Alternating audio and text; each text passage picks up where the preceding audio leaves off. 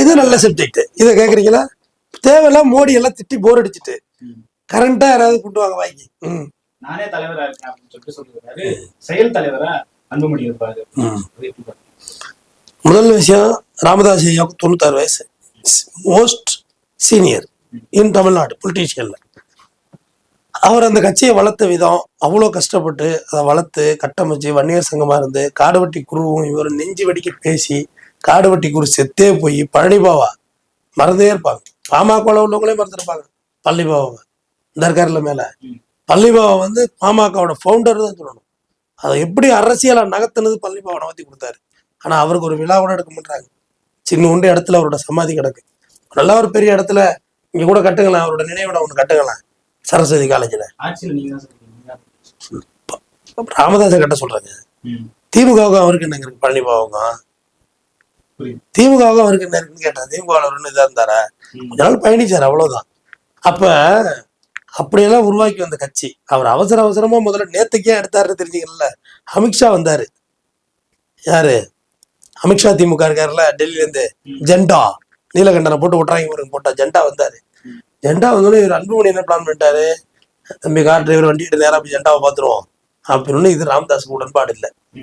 எப்படின்னா, முகுந்தன் தெரியுங்களா? அவருடைய பேரன் தான் முகுந்தன். ஒரு பெரிய பொலிட்டிக்கல் அனாலிசிஸர். அவர் அனாலிசிஸர் வந்து சௌமியா அன்புமணி மேடம் இருக்காங்கல்ல, அவங்க தேர்தல் நினைப்பே இவங்க தோத்துருவாங்க, இத்தனை ஓட்டு வித்தியாசத்துல தோப்பாங்க, இந்தந்த பின்னடைவு நமக்கு பாஜகவோட போனதில்ல அப்படின்னு ஒரு லாங் டேட்டா ஒன்று கொடுத்தாரு. இந்தந்த தொகுதியெல்லாம் இவ்வளவுதான் ஓட் பேங்க் இருக்கு, நமக்கு இந்தந்த வகையில மைனஸ் இருக்கு அப்படின்னு சொல்லி கட்சியை வந்து அன்புமணி தவறா வழி நடத்துறாரு, சௌமியா பக்கம் டேக் ஓவர் பண்றாரு அப்படிங்கிறது தெளிவா போட்டு ஒரு சாட்டு போட்டு கொடுத்தாரு. அப்பதான் முகுந்தன் மேல அவருக்கு ஒரு மரியாதை வந்துச்சு. ஏறா பார்ப்போம். ராமதாஸை பொறுத்தவரையும் ஒரே வார்த்தை இதுதான், பார்ப்போம் இரு என்னன்னு பார்ப்போம்னாரு. அடிச்சா அதே மாதிரி வந்துச்சு ரிசல்ட். ஆக இவன் ஒரு பிரில்லியன்ட்ங்கிற முடிவு எடுத்தார். மற்றபடி பேரெல்லாம் அவர் முடிவு எடுக்கல. Mukundan is a brilliant. நம்ம நாளைக்கு போயிட்டோம்னா, ஏன்னா 96 வயசு ஆயிட்டு, ஐயா வந்து வயோதில மூத்தவர், நல்லா ரொம்ப வருஷம் இருக்கட்டும், நான் அதெல்லாம் சொல்லல. எல்லாருக்கும் மரணம் பொதுவானது தானே. ராமதாஸ் ஐயா நெடிய ஆயுளோட இருக்கணும், நான் பிரார்த்திச்சுக்கிறேன். அவர் நிறைய மக்கள் சேவை செய்யணுங்கிற என்னுடைய பெரிய ஆசை. ஆனா அவர் என்ன நினைச்சிட்டாரு? நம்ம வயசாயிட்டு எவனும் தான் பேச்ச கேட்க மாட்டாங்க கட்சியில. முதல் விஷயம், எல்லாரும் வீட்லயும் உள்ளதுதானே. அவங்க அப்பா பேச்சை நீ கேட்பீங்களா? உனக்கு வயசாயிட்டு நான் சொல்றதெல்லாம் தெரியாது, ஏன்னா செல்போன் பேஸ்புக்ல போயிட்டு இருக்க அரசியல்வாங்க. ரைட்டா, புதுசு புதுசா ஆள்லாம் இருக்கணும்னு இவருக்கு மாதிரி ஆயிட்டாரு. எவனுமே கேட்க மாட்டான். தைலாபுரத்துல தனியா கிடக்குற மாதிரி இருக்க, என்னடா அது ஒண்ணுமே இல்லைன்னா முகுந்தனை பிடிச்சாரு. ஆக அன்புமணிக்கு போதிய பொலிட்டிக்கல் நாலேஜ் பத்தலைங்கிறது ராமதாஸ் ஐயாவோட எண்ணம். உண்மையாவே பிள்ளையா இருந்தாலும் பெத்த மனசுதான். ஆனா பிள்ளை நாளைக்கு இதை கட்சியை கொலாப்ஸ் பண்ணிரு போதுங்குள்ள ராமதாஸுக்கு பிள்ளையா கட்சியான்னு வந்தாக்க கட்சி தான் அவருக்கு. வன்னியர் மக்களா பிள்ளையான்னு வந்தா வன்னியர் மக்கள் தான் ராமதாஸ். உண்மையாவே அதுல மாற்று கருத்தே கிடையாது. மாறி இருக்கலாம், பல இடங்கள் மாறி மாறி கூட்டணி வச்சிருக்கலாம், அது அவங்களுடைய வழக்கம் அது. பட் அதுவும் இல்லாம அவரோட ஐடியாவான்னு கூட இப்ப சந்தேகமா இருக்கு. அன்புமணியோட ஐடியாவை கூட இருந்திருக்கலாம்ல. ஏங்க இவ்வளவு பெரிய அதிமுகவே தன்னோட தைலாபுரம் தோட்டத்தை தாங்க வரவழைச்சாரு கூட்டணி பேசுறதுக்கு. இல்ல இதுவரை திமுக அங்க எல்லாம் போய் பேசல, இதெல்லாம் சம்மந்தம் சொல்லக்கூடாது. திமுக எங்கேயுமே கூட்டணி பேசுறது இல்ல. அறிவாலயத்துல வந்தா கூட்டணி பேசிக்கலாம், அதுவும் பேசி முடிச்சு ஃபைனல் கையெழுத்து போடுறப்பதான் நீ அறிவாலயத்துக்கே வரலாம். இங்க வந்துட்டு பேசிட்டுலாம் வெளில ஓட முடியாது. எல்லாம் நீங்க மாவட்ட செயலாம் டிஸ்கஸ் பண்ணிட்டு இத்தனை சீட்டு தருவாங்க அப்படின்றது. திமுகவோட ஸ்டாண்ட் அப் நீங்க அதிமுக சேர்க்கிறீங்க.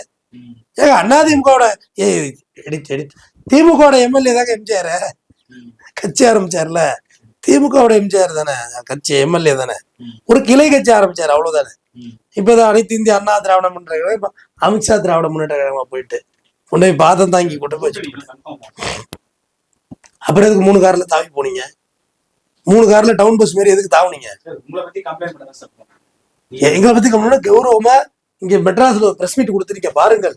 திமுக மீது கம்ப்ளைண்ட் டெல்லியில இறங்கி அங்க ஒரு பிரஸ் மீட் பாருங்கள், கியாகா அத்ரிகாய் அப்படின்னு அங்க ஒரு பிரஸ் மீட் கொடுத்துட்டு நேர மோடியை பார்த்து கம்ப்ளைண்ட் கொடுக்க வேண்டியதானே, அமித்ஷா பார்க்க வேண்டியதானே.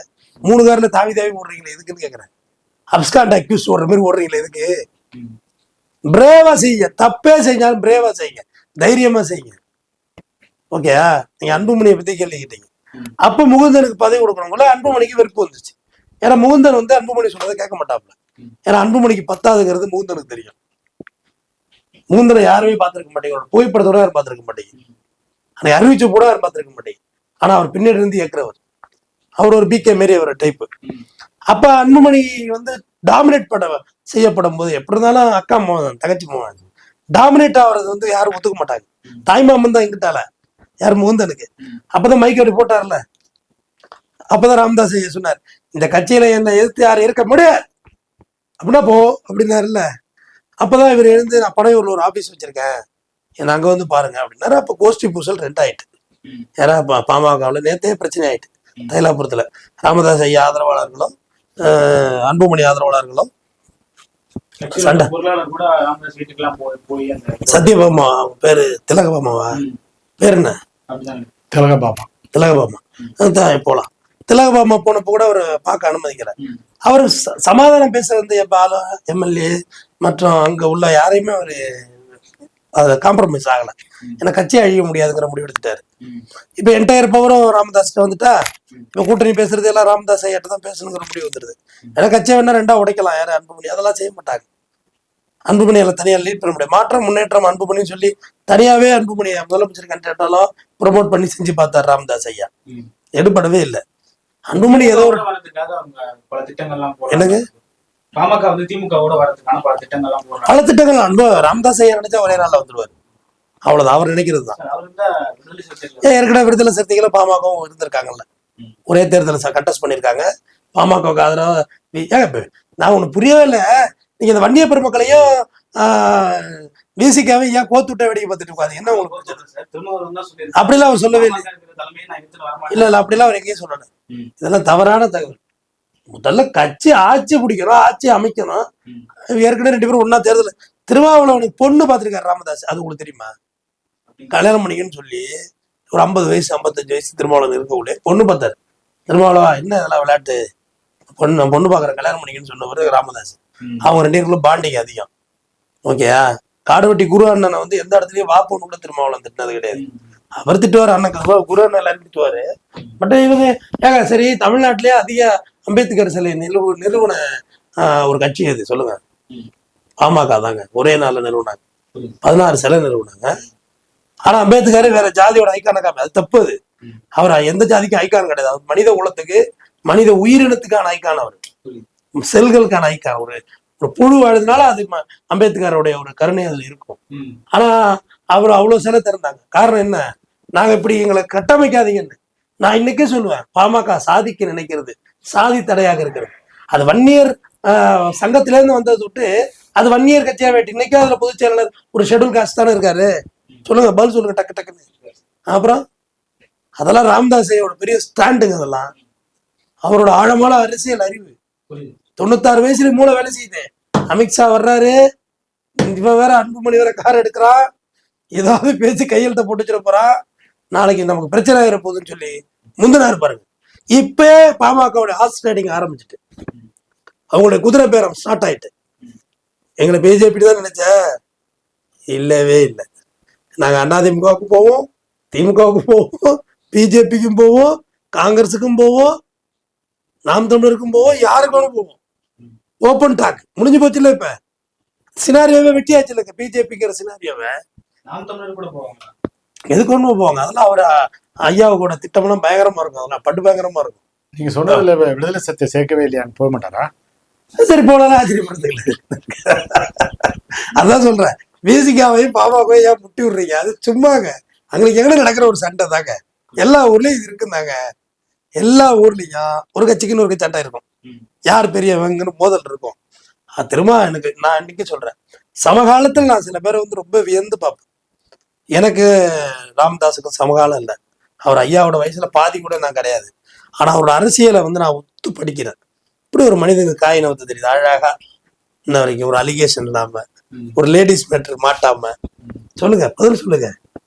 அப்படியே அழகா குடும்பத்தோட அணைச்சு இழுத்து புடிச்சு பொங்கல் திருவிழா இதெல்லாம் பண்ணி சித்திரை திருவிழா நடத்தி எல்லா இடத்துலயும் பல பலிகள் நடந்திருக்கு. ஆனாலும் இந்த கட்சியை இழுத்துட்டு வந்துட்டாரு பாருங்க.